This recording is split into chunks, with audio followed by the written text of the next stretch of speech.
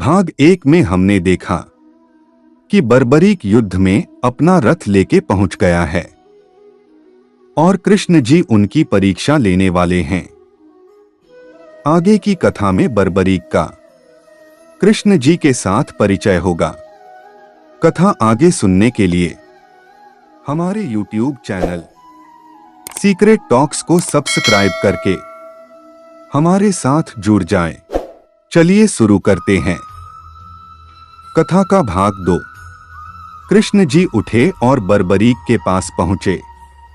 उन्हें आता देख सभी सैनिक गण इधर उधर हट गए।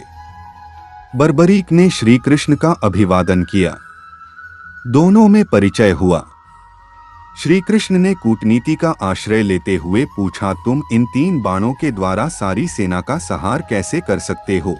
बर्बरीक ने गर्व से अपना सिर ऊपर उठाया, धनुष पर एक बाण चढ़ाकर कहा, देखिए, मैं इस प्रकार समस्त शत्रु सेना का संहार कर सकता हूँ। आप इस पीपल के पेड़ को देख रहे हैं।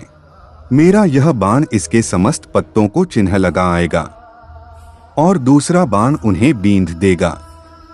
आप चाहें तो मैं धरती पर बिखरे इन सूखे पत्तों को भी बींध सकता हूँ। श्री कृष्ण यह दृश्य देखने को उत्सुक थे।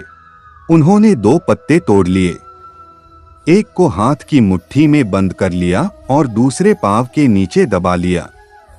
बर्बरीक ने अभिमंत्रित करके बाण छोड़ा।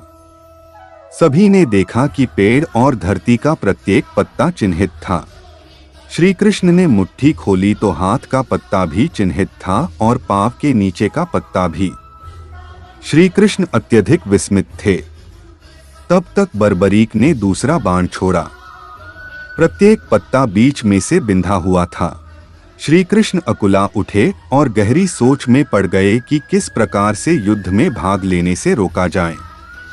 आखिर बहुत सोच विचार के बाद उन्हें एक हल सूझ ही गया।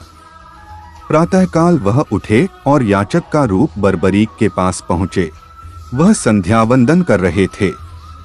संध्यावंदन के उपरांत बर्बरीक ने याचक से कहा, आज्ञा करो ब्राह्मण देवता, क्या इच्छा है?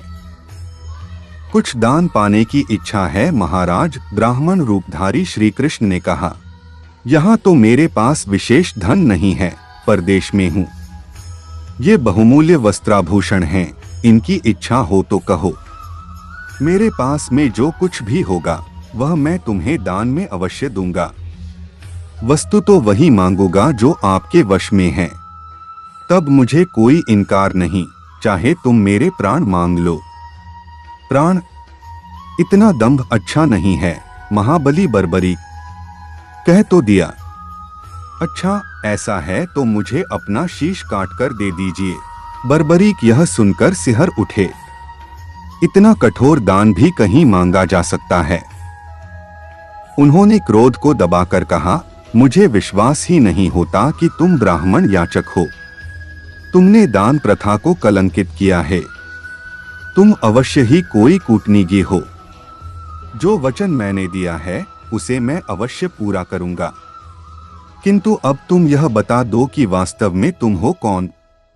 श्री कृष्ण ने अपना रूप बदलते हुए कहा, मैं श्री कृष्ण हूँ बर्बरीक। मैं नहीं चाहता कि तुम इस महायुद्ध में भाग लो और तुम्हारे कारण दोनों पक्षों को विनाश हो जाए।